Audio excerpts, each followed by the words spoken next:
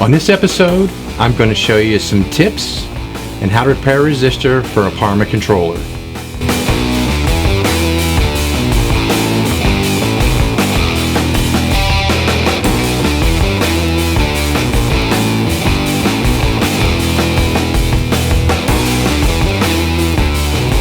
Hello HO Race fans, this is Kevin Vito Man 50, where we'll help you with tech, tips, and solutions with online video. If you're new to this channel, thanks for stopping by and definitely subscribe. We do videos like builds, information, and performance upgrades. Now on to the video. Okay, here we are back on Hopper Met. A couple weeks ago I heard someone complain that their controller was not shutting off their Parma controller. What happens is this coating on the back over time kind of deteriorates a little bit with humidity and stuff like that, and you get this back one here where everything's soldered to the back, and the front one, this is the one I took out of that last controller and didn't really need, so I'm just going to show you what to do on this. It tends to move forward, and what happens is there's supposed to be a little bit of a gap between this one and this one. If it goes against it, what happens is that this wire here is hooked to this, and it keeps the controller on. It won't shut off. You can run it all the way back and it won't shut off at all. So if you see on this new one here, still got the coating on the back, there's an air gap here. There's a little bit of a gap here. I really don't think it matters how much, but just as long as there is one. So how to repair that is what I found is you take the old one, it's damaged. If you want to keep that one, soak it in water. Okay? So what you do is you soak it in water and get all the material off of the other one. Humidity takes it off, so you know water's going to take it off. And if you see, it comes off pretty easy. Okay. So we'll take all this off. You don't really have to take it all off, just as long as you get some of it so it's not bumpy, and put some type of epoxy on it. You can see it's coming off pretty easily. Water takes it right off. See that, how it's coming right off? Okay, water takes it right off. So what you do is let it soak a little bit, and then what I've been using is JB Weld.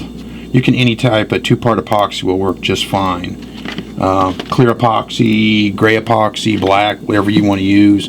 If you want to use different colors or something, you can do that too. So eventually I'm going to do this one too. You'll need some popsicle sticks or some type of stir sticks and something to put it on the back of it. Now you don't want to cover the front of it here. You don't want to cover this part of it. You want to cover around the back here, all the way around until this flat spot here.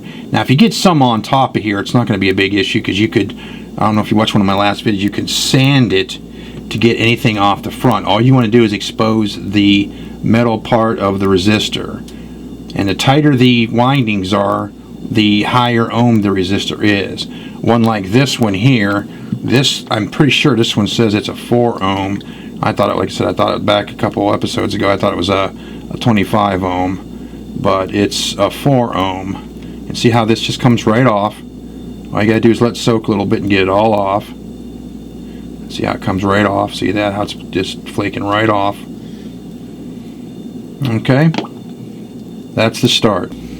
Okay, there, it's all clean. Dipped it in water, let it soak, took a toothbrush, cleaned all the grooves out. Now you don't have to clean it out and be spotless. I just figured I'd be like this one here, try to get it as clean as this one. This is that 60 I bought not too long ago.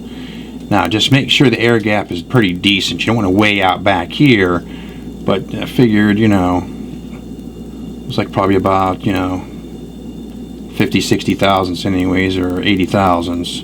It's pretty close to that one.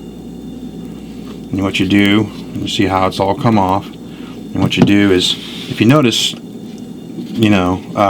JB Weld is pretty much self-leveling. Most of your epoxies are.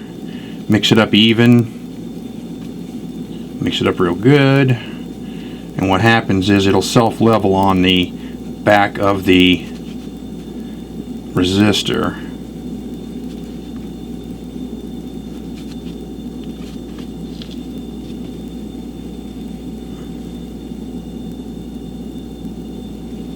Make sure you mix it up real good, mix it up Probably more than I needed, but it doesn't matter.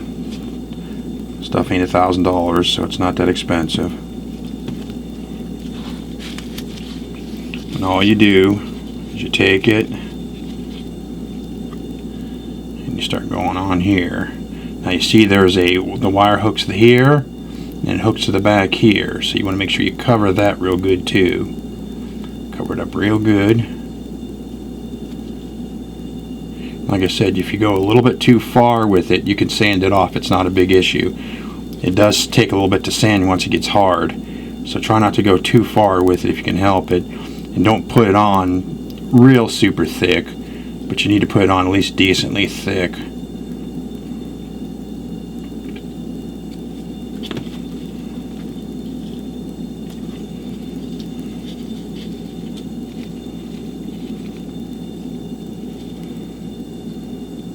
Like I said, any clear epoxy will work. Any type of epoxy will be okay.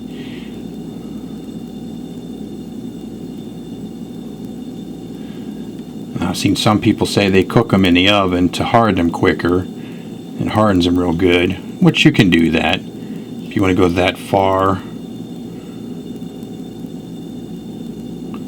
Maybe one of the most small convection ovens, like one of the Black & Decker convection ovens, would work too.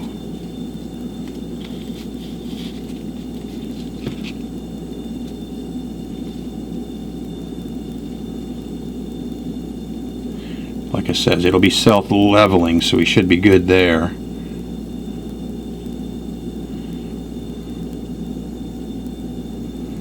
Cover it up real good. Now the only thing you got to make sure is don't cover over where you're going to solder at. This stuff probably don't heat up real well.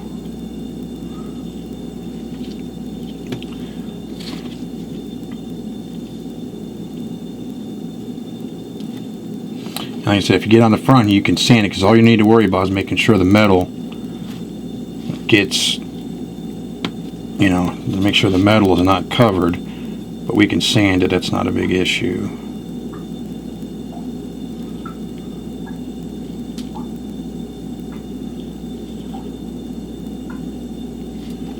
And there you go. Like I said, if you lay it flat, it'll eventually self-level, or lay it up like this.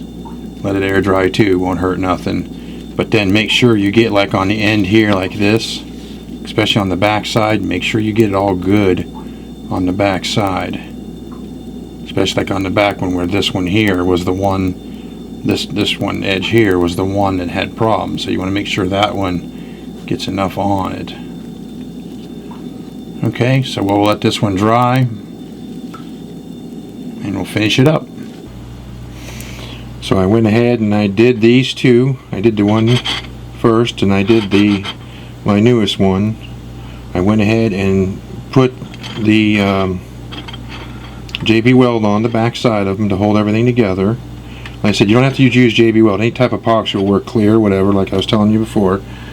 But I put them on here so they would dry. So went ahead. This one was a little bit rigid. It didn't, you know, smooth out as much as I was hoping. You can always sand it down and, you know, make sure it's flatter if you want to, because it doesn't really matter that how much it fits in here, because there is a lot of room inside the controller. But you see this one here, this one's starting to separate too. This is a 45 ohm that I've had for a while.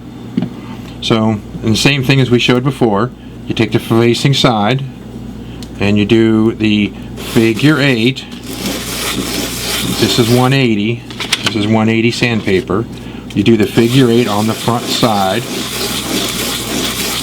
And what that does, it smooths it out in the front here. See how they're showing real good here? They're showing real good here. It's real smooth now.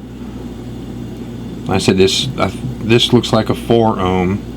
That's what it said, but this is the one that was broken. But you see now how it went ahead and I covered it all on the back side, front and top and bottom, and it's not coming apart. This is how you can repair them with some JB Weld or any type of, you know, 2-part epoxy, clear. It don't matter what color, black or whatever you prefer, whatever. But make sure you clean the ends off like this. Make sure the ends are cleaned off. because you'll be putting a, the nut and the bolt through them to hold them in to the controller. Okay, like I said, this one here is starting to come apart, so I'm gonna have to probably repair this one eventually. But I went ahead, so to put this one in I wouldn't have problems with it. I just went ahead and did this one automatically. This was my 160 ohm I want to try out. Same thing, figure 8.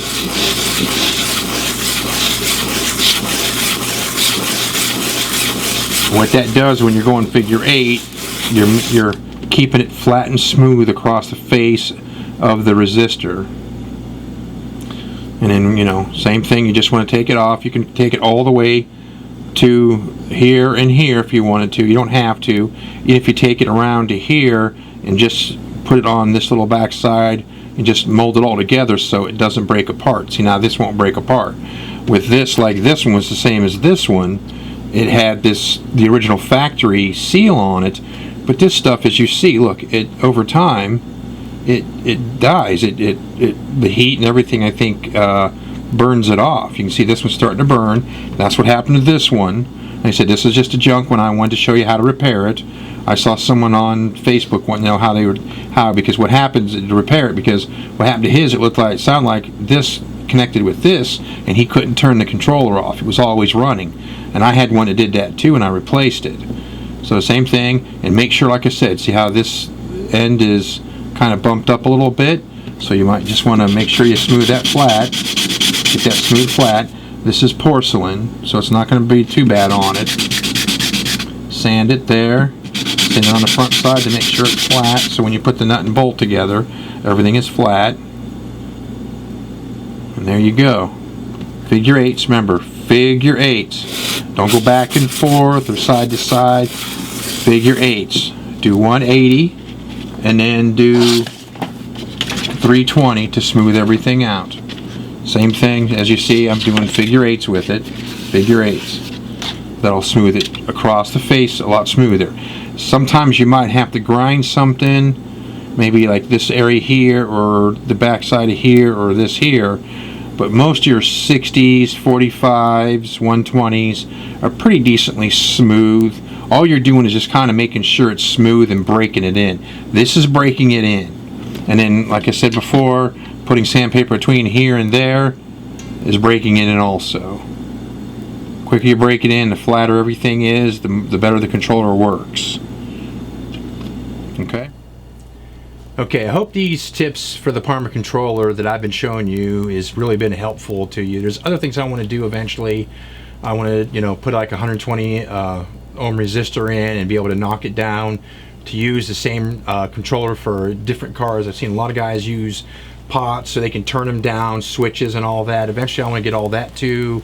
I've learned quite a bit lately off of one of the guys in the club, so I'm going to definitely show you some of that too. Sorry I haven't put up any videos in the last few weeks. Sean, my oldest son, joined the Air Force, and going with him to MEPS and doing a few things with him, going to see him off and everything is kind of taking up a little bit of my time. Plus, again, I've been working on my Nova. I finally got it running. A few people that's been on Facebook friends with me listened to it and heard it. It really sounds excellent. So sorry I haven't put more videos up lately, but I will start back to my normal video recording. So everybody have a good day and keep your pin in the slot.